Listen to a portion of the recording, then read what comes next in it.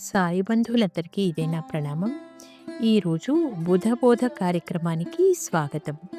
ఇందులో మనం చర్చించుకోబోయే అంశం ప్రార్థన యొక్క విశిష్టతను గురించి. ప్రార్థనను అనుభూతిగా మారిస్తే అదే అనుగ్రహాన్ని అందిస్తుంది. మన ప్రార్థనను శబ్దం నుండి శక్తిగా మార్చుకుందాం. నిజంగా ప్రార్థన అంటే మనం మన కష్టాలను భగవంతునికి విన్నవించుకుంటున్నామా? ఆయన అనుగ్రహాన్ని, మార్గదర్శనాన్ని నిజంగానే కోరుకుంటున్నామా?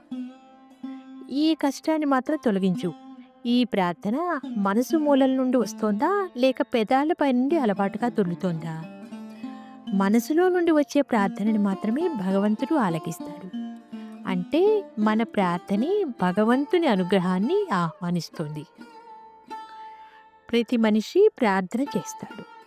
కానీ బాబా ఈ విషయంలో ఒక విషయాన్ని స్పష్టం చేశారు. శ్రద్ధ, సహనం లేకుండా చేసిన ప్రార్థన ఒక శబ్దమే అవుతుంది. సహనం లేకుండా చేసే ప్రార్థన అసహనంతో కూడిన కోరిక మాత్రమే అవుతుంది. ఈ శబ్దంతో చేసే ప్రార్థనలు మన పెదాలు మాత్రమే పలుకుతాయి. అంటే మన నాలిక అంచుల నుండే దొర్లుతాయి. కానీ మన హృదయాన్ని తాకవు, పలకవు. భగవంతుని చెవులకు మాత్రం వినపడతాయి. శ్రద్ధ, సబూరితో చేసే ప్రార్థన భగవంతుని హృదయాన్ని తాకి అనుగ్రహానికి ద్వారాన్ని తెరుస్తుంది. షిరిడీలో బాబా దగ్గరికి అనేక మంది భక్తులు వచ్చేవారు. వారు ఎంతో గొప్పగా శ్లోకాలు, ప్రార్థనలు పఠించేవారు. కానీ చాలామంది సహనం లేకుండా బాబా నాకు ఇప్పుడే వరాన్ని ప్రసాదించు, అనుగ్రహాన్ని ఇవ్వు అనే దృష్టితోనే ప్రార్థించేవారు. బాబా వారిని చూస్తూ నవ్వుతూ ఒకే మాట అనేవారు.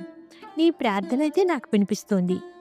కానీ నిన్ను అనుగ్రహించడానికి ఆలస్యం చేస్తున్నది మాత్రం నీ హృదయంలో నమ్మకం లేకపోవడమే. నమ్మకం లేకుండా చేసే ప్రార్థన కేవలం మాటల పొందిక మాత్రమే, ఒట్టొట్టి మాటలు మాత్రమే. సహనం లేకుండా చేసే ప్రార్థన ఎంతసేపు మన కోరికలను వేగంగా నెరవేర్చాలి అనే ఆశతో కూడి ఉంటుంది. ఇలాంటి ప్రార్థనలో శబ్దం ఎక్కువ, స్థితి తక్కువ. అది భగవంతుని హృదయాన్ని తాకదు. ఎప్పుడు మన ప్రార్థన భగవంతుని అనుగ్రహానికి ద్వారంగా పనిచేస్తుంది అంటే శ్రద్ధతో చేసే ప్రార్థన, నిశ్శబ్దంగా, సహనంతో చేసే ప్రార్థన మాత్రమే. అదే నిశ్శబ్దంగా, ప్రగాఢంగా మారుతుంది. సహనంతో చేసే ప్రార్థన ఫలితాన్ని ఆలస్యం చేసిన మనసు హర్షభరితంగా ఉంటుంది. ఇలాంటి ప్రార్థనలో శబ్దం తగ్గి శక్తి పెరుగుతుంది. భగవంతుని హృదయాన్ని నేరుగా తాకుతుంది. మనలో చాలామంది నిత్యం ప్రార్థనలు చేస్తూ ఉంటాము. కానీ ఆ ప్రార్థనలో మన మనసు అమరిక ఉండదు. లగ్నం కాదు. అనేక దేవతా స్తోత్రాలు చదువుతూ ఉంటాం. అది కూడా ఒక పని చేసినట్టు యాంత్రికంగా చేస్తుంటాము. చేసిన తర్వాత ఆ పని అయిపోయినట్లు గళంలో శబ్దం పెరుగుతుంది, స్పష్టత పెరుగుతుంది. పదాలు పలకటం నేర్చుకుంటాం కానీ హృదయంలో శ్రద్ధ, సబూరి తక్కువైపోతాయి. అందుకే బాబా ఎప్పుడూ ఇలా చెప్పేవారు. నీ ప్రార్థనను ఒక అనుభూతిగా మార్చుకో. ఈ బుధబోధ మనకు ఈ రకంగా చెప్తోంది. శ్రద్ధ, సహనం లేని ప్రార్థన కేవలం శబ్దమే అవుతుంది. శ్రద్ధ, సబూరితో చేసే ప్రార్థన భగవంతుని అనుగ్రహాన్ని ఆహ్వానిస్తుంది. ఆ అనుగ్రహాన్ని పొందేందుకు శక్తినిస్తుంది. నన్ను ఆశ్రయించిన వారిని, శరణుజొచ్చిన వారిని రక్షించుటయే నా కర్తవ్యము. నా సహాయము కానీ, నా సలహాను కానీ కోరిన తక్షణమోసంగా సంసిద్ధుడను. నా ఎందెవరికి దృష్టియో వారి యందే నా కటాక్షము అనే బాబా ఏకాదశి సూత్రాలను మనం ఈ విధంగానే అర్థం చేసుకోవాలి, మననం చేసుకోవాలి, ప్రార్థించాలి. అందుకే మన ప్రార్థనను శబ్దం నుండి శక్తిగా మార్చుకుందాం.